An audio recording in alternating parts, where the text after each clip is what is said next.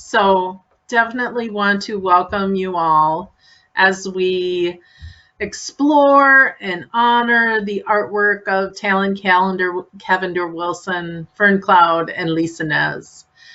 They are part of a group of artists that participated and were highlighted as the inaugural Dakota Community Artist-in-Residence in Granite Falls. The Department of Public Transformation, Dakota Wicohan, and Racing Magpie collaborated to co-design the Dakota Community Artist-in-Residence program. And it was a pilot project supporting artist-led solutions to community challenges impacting the upper and lower Sioux communities during the COVID crisis. Of course, we're not quite done with that crisis. But for the pilot Dakota CAIR program, 3 Dakota artists, as I've said, Fern, Talon, and Lisa, they were selected to work for 2 weeks at home to utilize their artistic practice to design and implement a creative project addressing the impacts of COVID-19 on their community. And the SMAC Gallery is just so honored to be able to share this work. We're also honored to be part of some funding that was provided in order for this to happen. And as I mentioned before, I just want to raise up that the Department of Public Transformation, in collaboration with Dakota Wicohan, Racing Magpie, they all got together and came up with this awesome idea. And so we just welcome you all. Thank you for joining us. Here's how our night's gonna go. I'm gonna pass it off to Talon and Fern to do an introduction of themselves and tell a little bit about their artistic practice and their work and their history. And then we're going to show a virtual exhibit, a film that Crystal has worked on and created. And it was just a real pleasure to hang the show. The show hung beautifully. It all works really cohesively, and it's engaging. I mean, you walk in and you're definitely moved to different parts of the gallery. So really fun to look at. Talon, would you mind starting off and saying hello and giving a little background? Sure. You can all hear me? Sounds good. Haumi Cansa'yapi, Chante Washtena Pechuza, Hra na Jiamakiapi do. Pezihutazizi Oyate. Hello, everybody. My name's Talon. I'm from the Upper Sioux Reservation, just outside of Granite Falls.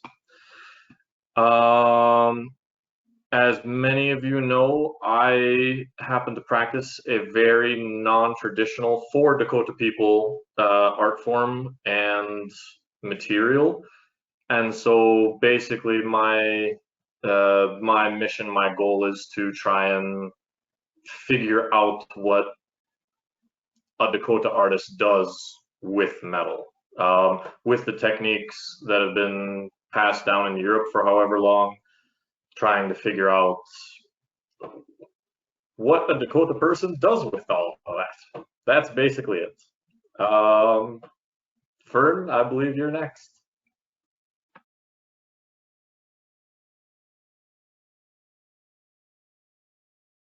Oh, thank you, Talon. It's good to see you. I really enjoyed your artwork. I was really excited to see your pieces. I really liked the judgment and shame piece. I thought that was amazing. So I'm really excited for you as you embark on your artistry. Well, hello, everyone. My name is Fern Cloud. I am a citizen of the Sisseton-Wahpeton Dakota Oyate, located on the Lake Traverse Reservation in northeastern South Dakota. Actually, Agency Village is where their tribal headquarters are. So I have been living here at Upper Sioux since 2004. And this is, I really feel like I have done a full circle of my life and came back to Pezihutazizi Oyate, where my great-great-grandparents, great-great-grandmother was. This is her homeland. Her name was Elizabeth Wakeman, and her father was Iyangmani. He was the Itancha for the Wapetawa Oyate here at Upper Sioux. My art, I'm a traditional hide painter, meaning I use traditional methods that our ancestors used. Been doing this for maybe 25 years.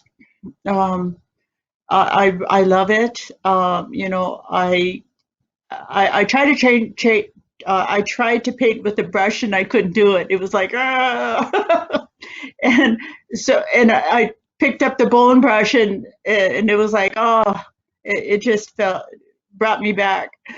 So I do a lot of other, you know, hide painting is just, I do on commission work because very expensive to, you know, materials. So I do a lot of other artwork. I am a seamstress. I do a lot of Native American designs in clothing and so forth, a lot of regalia. I do bead. Most recently, I have been making traditional dolls. I really am interested in this. I do parfleche work, quilling. So I just kind of do a lot of traditional art forms. So thank you. I'm happy to be here.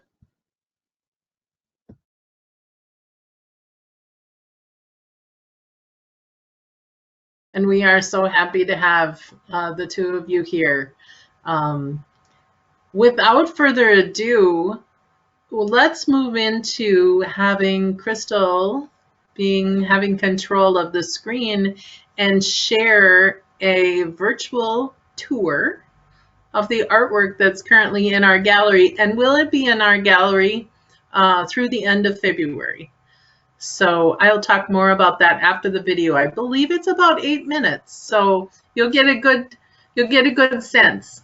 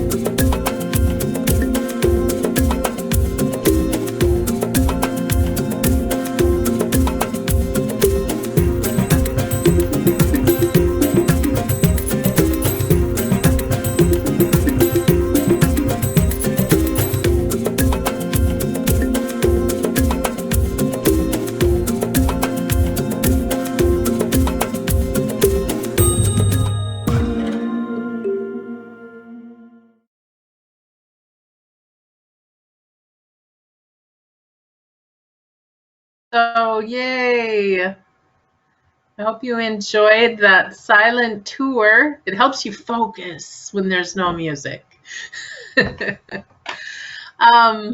Thank you for being patient, and thank you for your attention. That was awesome. Again, I'm just so honored and feel so blessed to have this artwork in our gallery. It's just really astounding. It's so impressive. I'm just so pleased. So, oh, good point. Talon just mentioned to me that the handles are not pine, they are ash. They are just beautiful handles. And so you should come in and look at those handles up close. The gallery is open.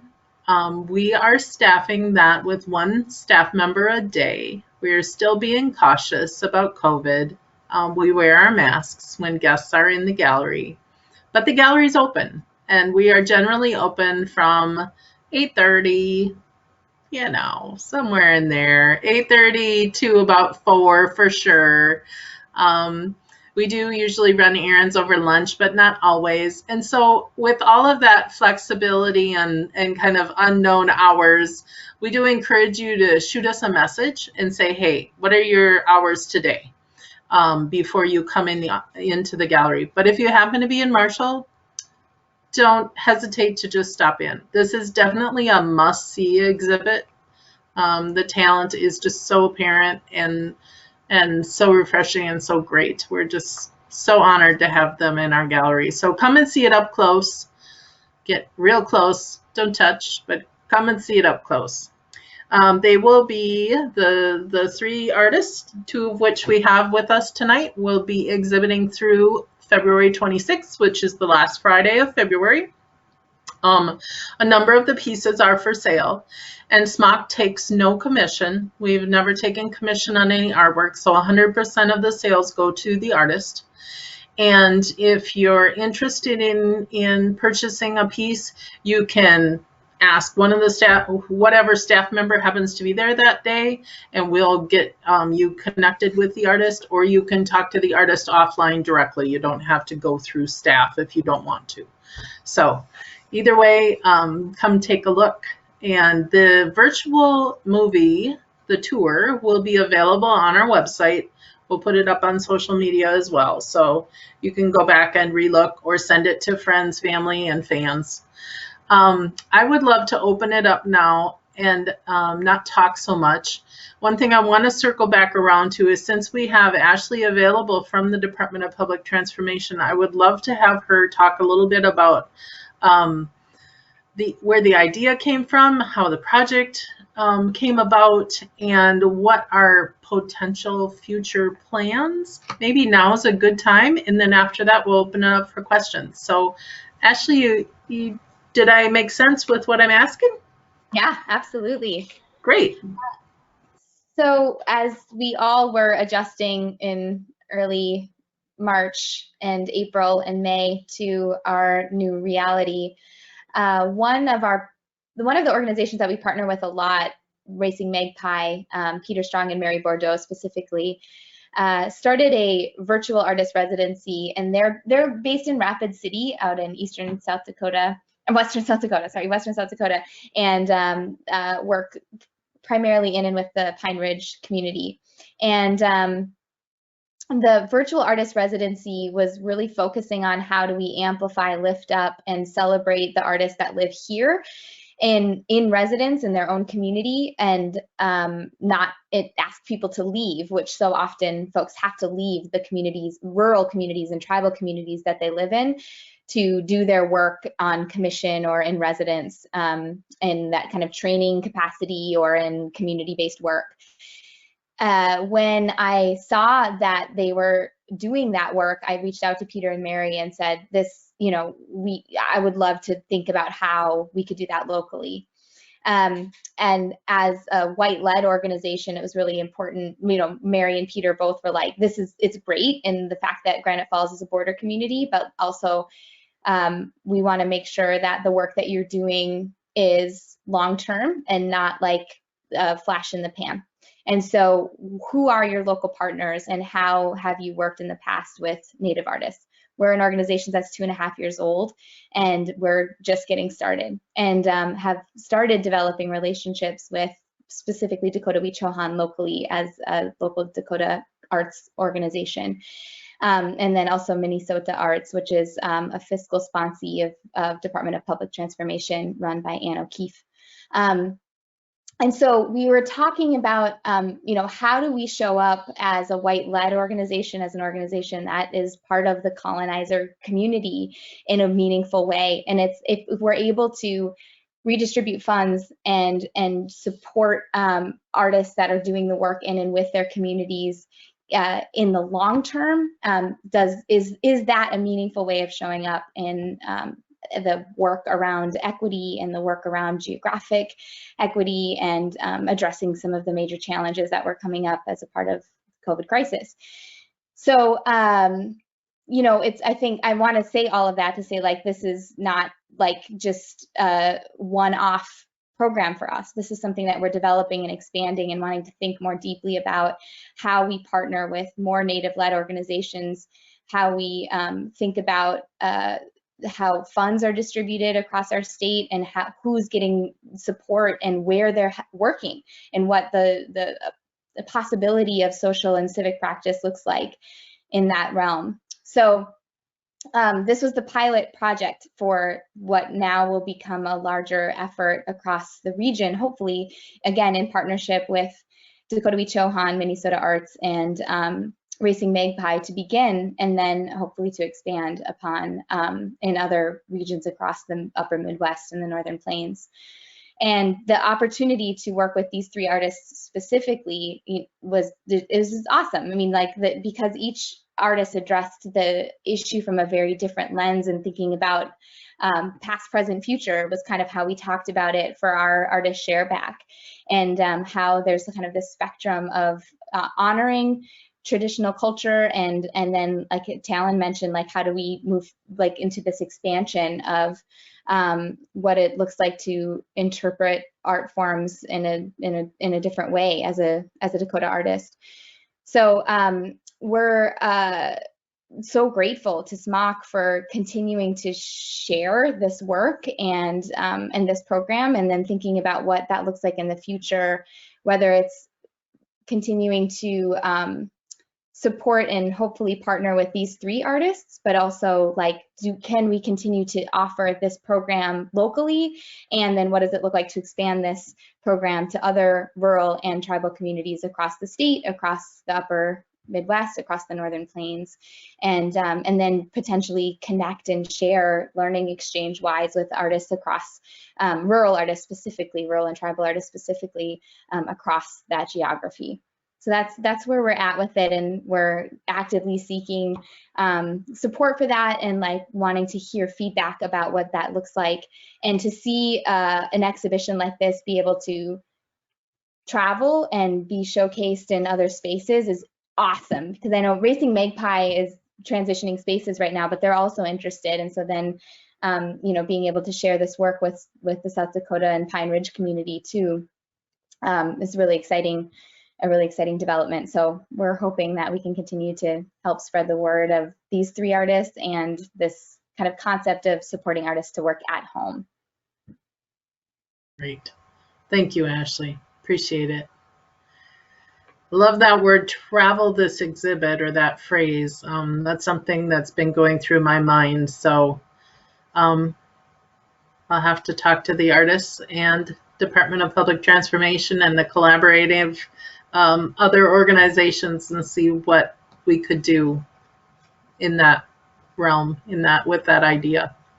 So now I want to open it up. Really, you've all come not to hear me talk, but to hear Talon and Fern talk about their work. And I'm hoping that you all have a few questions to ask them, or to engage with them and learn more about their processes and their vision and how they go about their work. So please, if you have a question, feel free to jump in. I think that with the few of us that are on there, I don't think we'll step on toes. So go ahead, anyone.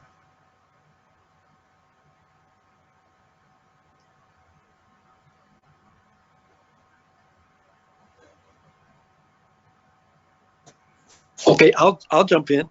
Good. This is Darwin here, and yeah, I think the idea of making sure these this wonderful exhibit moves to other forums, other places, it'd be wonderful to see. And the only thing, I don't have an exhibit hall or anything like that, just a junky table here, but a friend and I and a few other folks have organized a big art and poetry and music event that happens at their farm in the summer.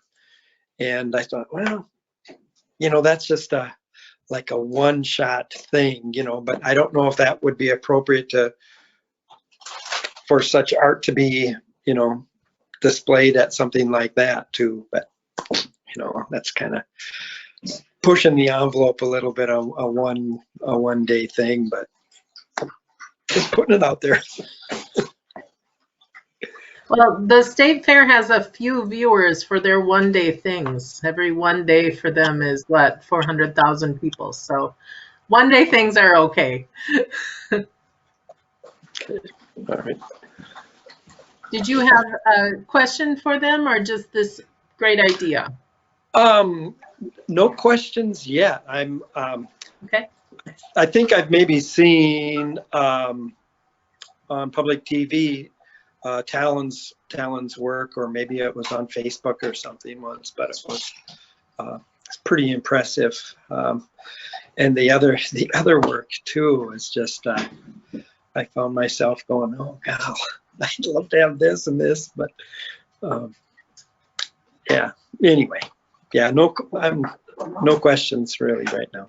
Thanks for joining us, Darwin. Darwin's from the Ghent area. Well, happy opening. Oh, go ahead, Tam. Okay.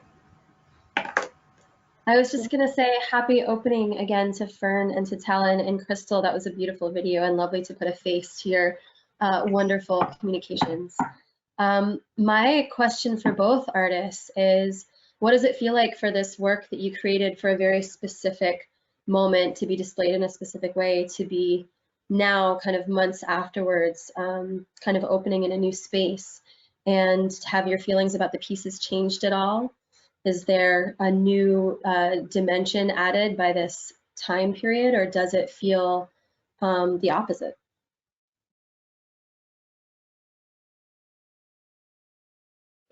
Fern, would you like to go first, or shall I?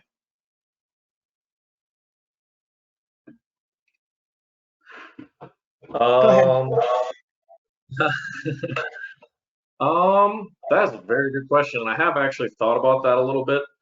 My first initial response to that is, as a craft person, I've looked at it a few times since I made it and automatically see all the mistakes that I did, and regret all of them.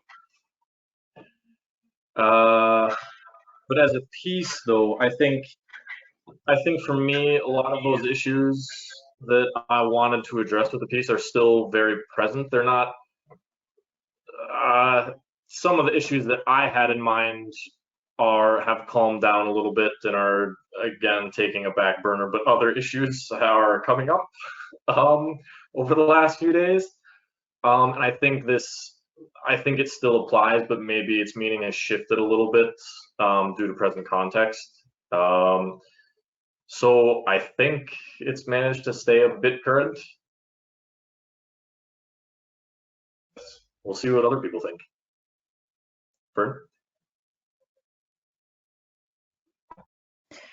Well, you know, doing these pieces, especially the horses, you know, it's something that it's something new for me. I've taught art classes with these horses, and I had a lot left over, and I thought, well, I'll use these and create some art. So the difference that I've seen in my work, working on these horses, and you know, teaching a class to students who do all paint work on acrylics on the horses, But what I've done was I've taken these horses and well, painting is just real simple. My granddaughter, who is 9 years old, did all the colorful acrylic painting. So she's an upcoming artist. Her name is Mini Okadawi. But I did the others because they were done with stains and other.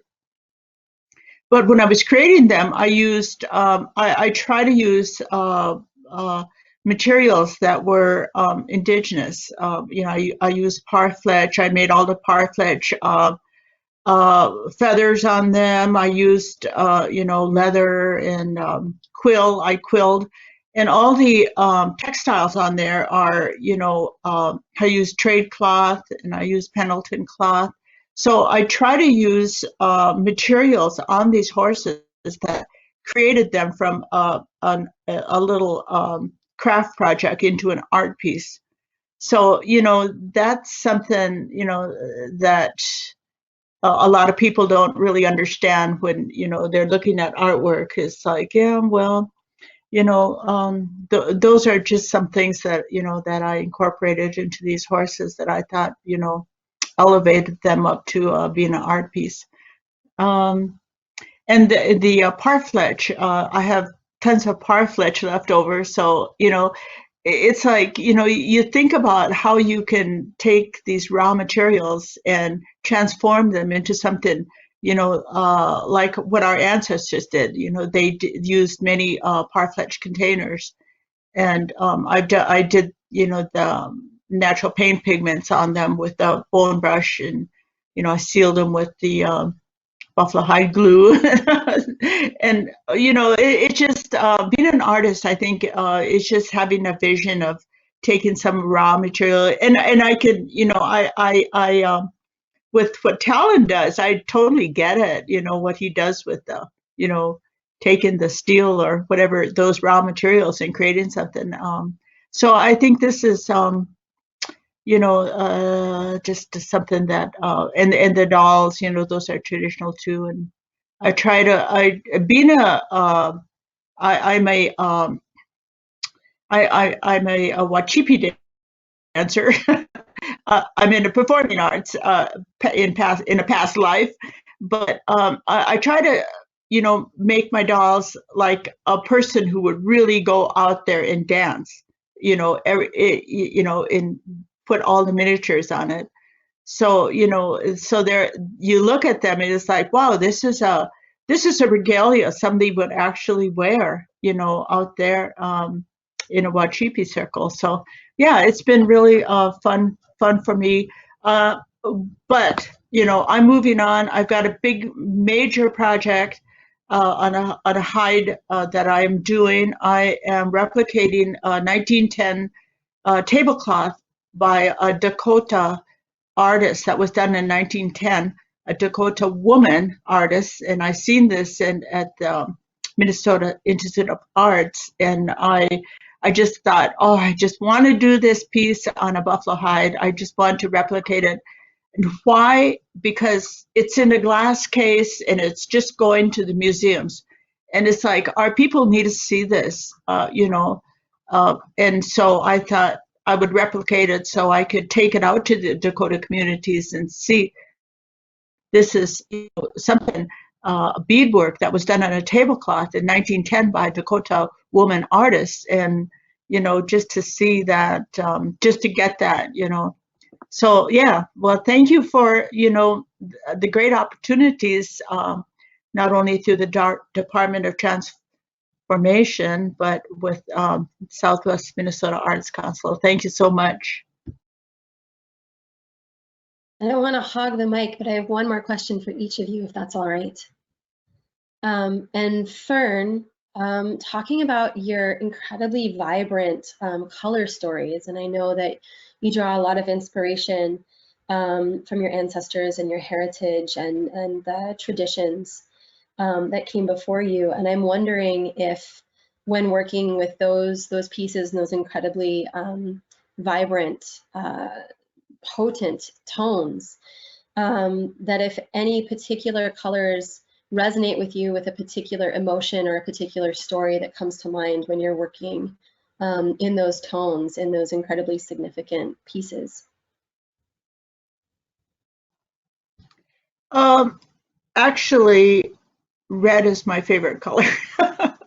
I love working with red, so I think that's why this tablecloth really resonated with me. It's a red tablecloth, and yeah, why? Because red has such a, it's our journey. In the I done that little piece. It's a miniature hide painting that I've done for MHS, Minnesota Historical Society, that really talks about our journey, a circle of life as Dakota people. So in North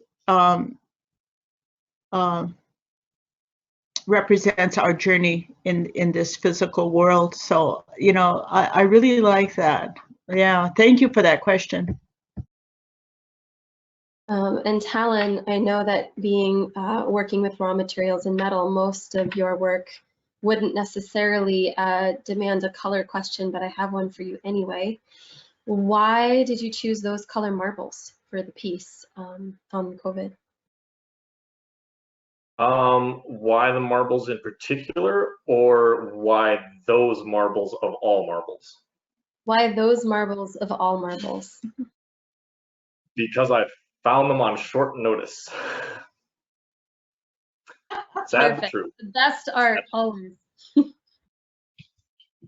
Then to follow up, is there something that you would put, looking at them now, having this time away from them, if you were to do another iteration of this piece in a different space, do you have an attachment to these particular marbles? Did you develop a relationship with them? Because there was kind of a performative element to the work that you created. And would you change anything about that if you were to sort of perform the action with the tonations rather than leave them static with the memory of that experience in them?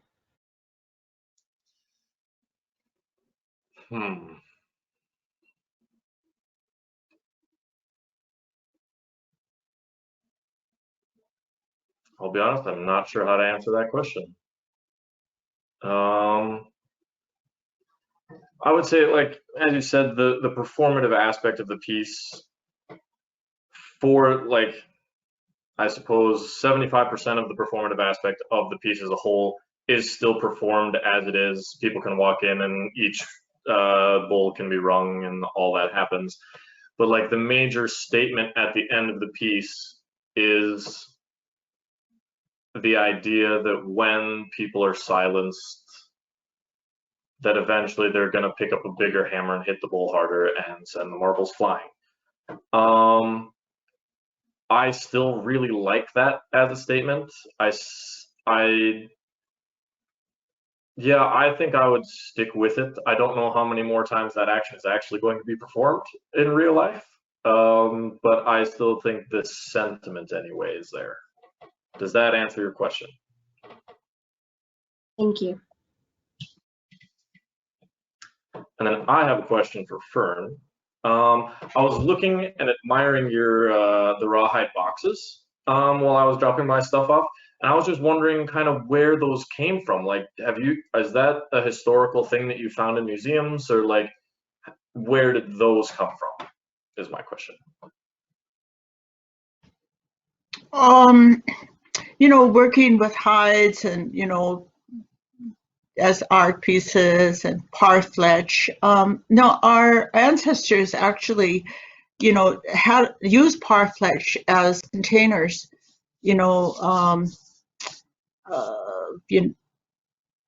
because most of them were flat because they can pack really well with, they're moving on their travels or whoever. So pretty minimalist, but these I don't know, they're just decorative, I think. They can be used, they are functional, you can use them, but that's it. I have a question for you, Talon. Do you have a story? I mean, I was really drawn to that piece, Judgment and Shame. you know, and it's like, ooh, I mean, I work a lot with social justice in my life, so you know, really interested in your story. Well, yeah. So I made that piece and I took it home and I did all the surface treatment on it here in my house. And I had a friend come over and I was like, hey, take a look at this. What do you think? And he immediately just looks at it and then he looks at me and he's like, are you going through some stuff right now, man? Are you okay? So for that piece, I consciously anyway, I can't speak to my subconscious, I suppose, but consciously, that wasn't really a reflection of me at this point. What I'm trying to do is I really like doing these small figures at this point. I want to scale up eventually and do larger figures, but things as they are with my workshop, I can't do that. But just essentially trying to explore minimalist expressions. So I'm trying to figure out how little I can move the material in a particular direction in order to convey a particular emotion or circumstance with these figures. Like, as you can see, like, they've got no arms, they've got no legs, their faces are just blank slates. Like, how much can I push that to the point where people go, that's what's happening right now. This is the situation that's happening in front of me. And so what I've been finding is that, like, the more negative emotions like shame and weight are kind of easy to produce, because it's all in the shoulders. You just bring the shoulders down, you tilt the head down, you tilt the head away, and like those emotions come forward really clearly. And so I'm trying to figure out some other stuff to go along with that, but I haven't quite figured out good ways of portraying like confidence per se. Like, a confident person is a person standing up straight, looking forward, charging forward. But like, if I just make one that's just straight, people will, it looks rather unfinished. So how to create emotions with that, that's kind of the gist of what I'm trying to explore at the moment. And that's how both weight and shame and judgment came to be.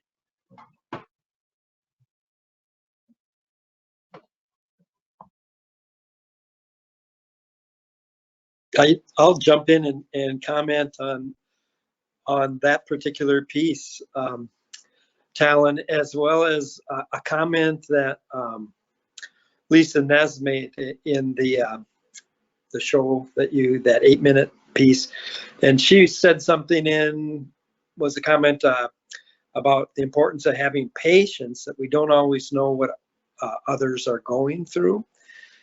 And then for me, right, well, for so many of us right now, things are just so freaking crazy, and we're very frustrated with the alt-right and or wrong or whatever you want to call them. You know, we're doing a lot of judgment and shaming. You know, and some people, I think it's very legitimate. People are doing bad things.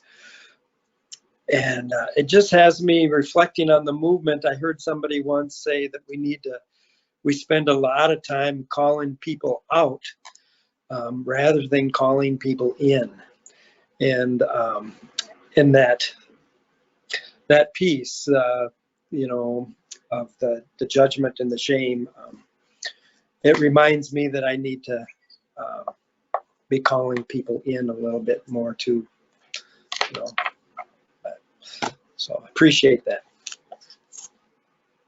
That was actually one of the things me and my friend talked about when he looked at it, is just the reflection of, okay, if this is in fact a reflection of me, am I the judged or am I the judge? And trying to negotiate that balance, and like looking at what's happening today in the last few days, especially, like, who is judge and judged at this point? I think a lot of us outwardly feel a lot of obvious judgment towards others, but there's a lot less recognition for one's own actions and one's own self. And so it's within the context of the last few days, it's a very interesting question, I think. Thanks. Okay, I have a question for Talon. I was looking at the third piece, and it reminded me, I know you were in Sweden for quite a while. Did you make it to Oslo and see Vigeland's fences and gates that were all made out of iron? I did, in fact, get a chance to make it to Oslo. I had the pleasure of twice actually going to Oslo. I'm trying to remember. Is that the park with all that's filled with all the statues? Yes, yes. But the Yes. entrance, when you go in, it's this gorgeous steel gate with figures carved into it. I think I have about 200 pictures saved on my phone of that particular gate. I went with a blacksmithing friend, who's now one of the teachers at basically the only blacksmithing school in Norway, and we were that was why we went. Like, the sculpture garden is really nice, and we walked around and looked at everything. We spent 90% of our time at the gates. So yes. So you're going to start making bigger things when you can? I hope so, when I can. At the moment, my workshop happens to be a tent, essentially. So with no electricity or running water or anything like that. So once I can start incorporating more space and some electricity, things should get bigger and more explorative, I think. Okay. I hope. Good, thank you. I have just a quick logistical question. If we're interested in purchasing any pieces, what's that process look like? So you are welcome to let staff know, like if you're in the gallery taking a look at something and you say, that's mine, I want to put my name on that. Then staff will we have this favorite red pen and we write sold on the label, and we will take a check from you written out to the artist, and then we'll mail the artist the money, and then we all do a dance.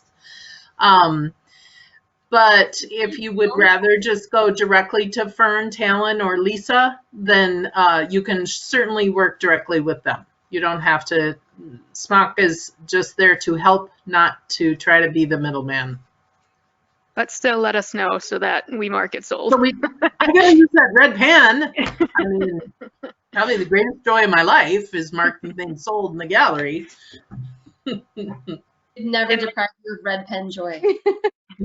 Right, don't take that away from me. I've had to trip Crystal in the hall just to get to the piece first to mark it sold. I have a question for the two of you separately. What is your dream project? Or maybe you've done it already. Fern, you want to go first? Yeah, it's a good question. Every one of my pieces are my dream project. Every time I'm working on a piece, it's like, oh, this is it. I've arrived. And now I'm, working on the tablecloth, and that's my dream project. So that,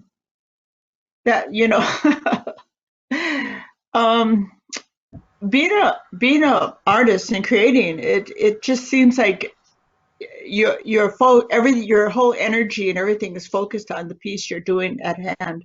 So it's hard to think ahead. Sorry. I also identify with that answer quite heavily.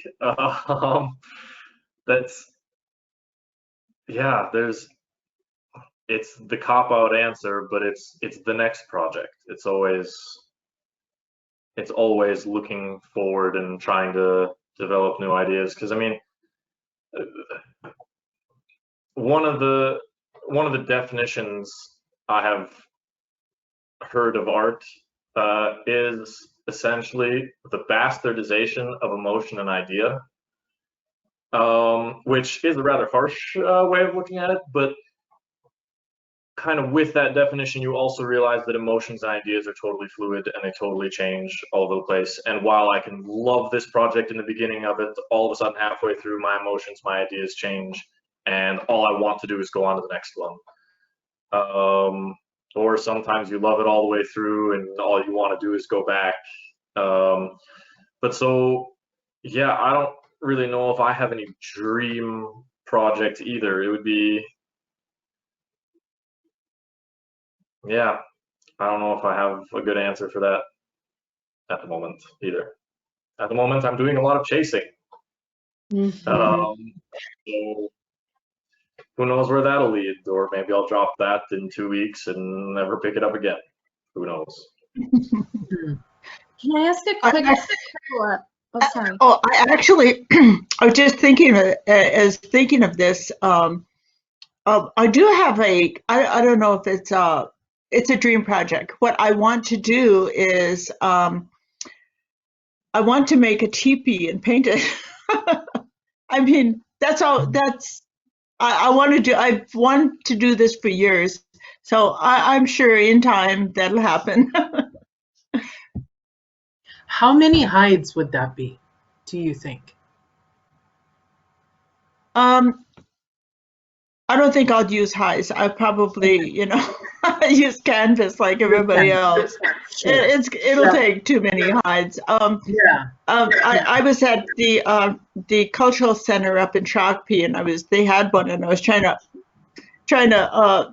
figure out how many hides. I was sitting inside there looking at it with my granddaughter and dreaming about how many hides. So we actually are going to collaborate and make a small teepee out of hides for my granddaughter's coming of age ceremony. So that'll be my first try. Bravo. I have had a small little career of making small children's teepees, but they've always been out of fabric with my sewing machine. My dream too would be to make a life-size one, a big one. That'd be awesome. Danny, you had a question?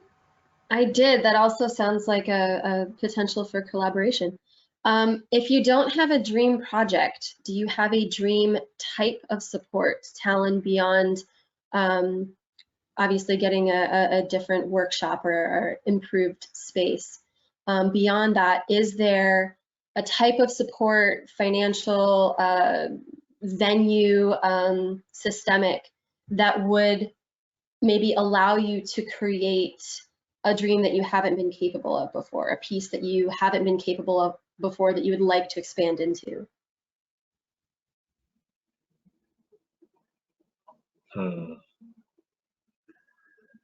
Well, at the moment, I think it's definitely a question of workspace.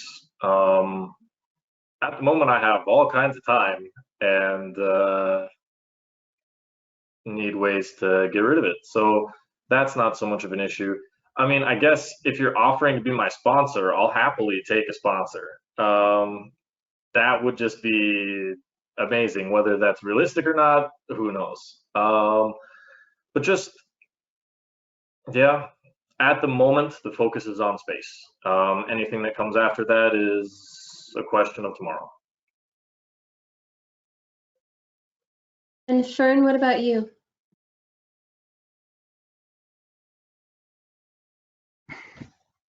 Yeah, it's always space. It's always having a studio, dreaming of having a studio, a real studio.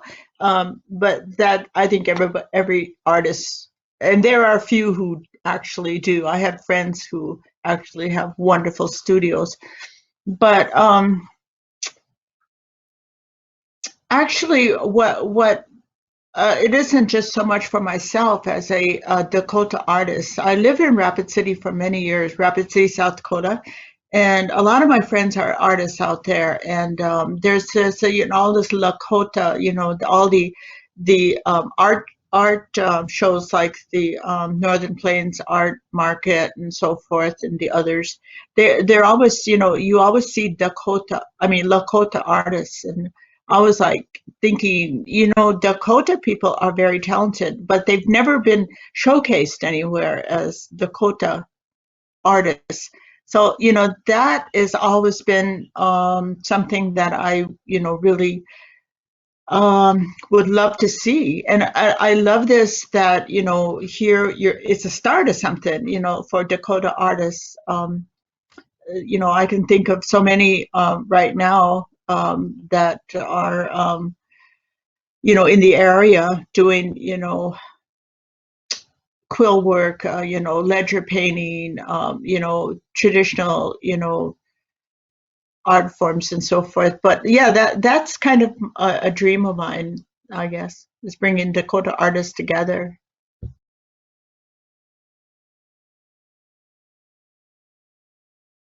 Well, if SMAC can help with either of those two dreams, space for both of you, and supplies, and bringing Dakota artists together, then SMAC's on board with helping. So we can't actually build the building for you, but we can help with your time that it would take to take away from other things to build the building. So don't forget about the grants that are out there. Anyone else? I'll just say too that Department of Public Transformation also offers fiscal sponsorship for individual artists and artist collectives. So if it's a slightly larger project that you're interested in, please reach out, because we can provide that support.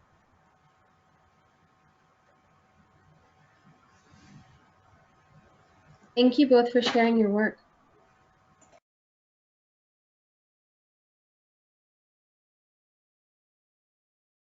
You're muted, Nicole.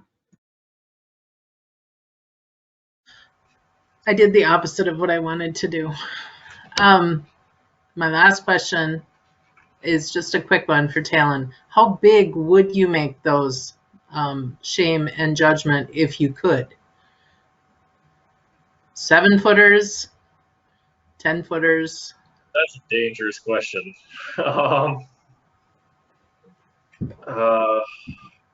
And where would you place them next week on the 20th?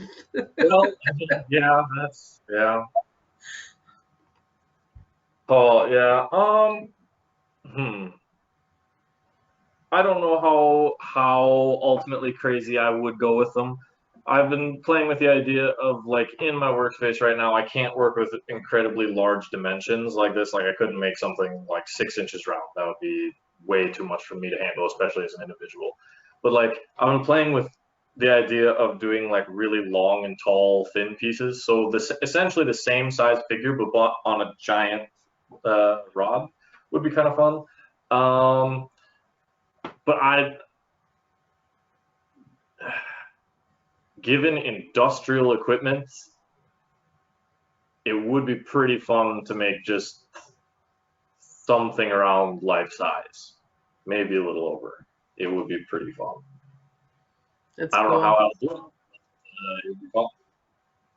I could see them life size. I also could see them small to carry in your pocket as a reminder to not be the judge, you know, carry a little piece to remind you. Well, I open it up. Any last questions? It's been really an engaging hour. I so appreciate you, Talon and Fern, and I appreciate our guests. I always appreciate staff, Carolyn and Crystal. Thank you guys. Not hearing anything else. I will say adieu. Good night. Peace to you all. Have a good evening. May the wind not blow through your windows, but outside the windows. Good night.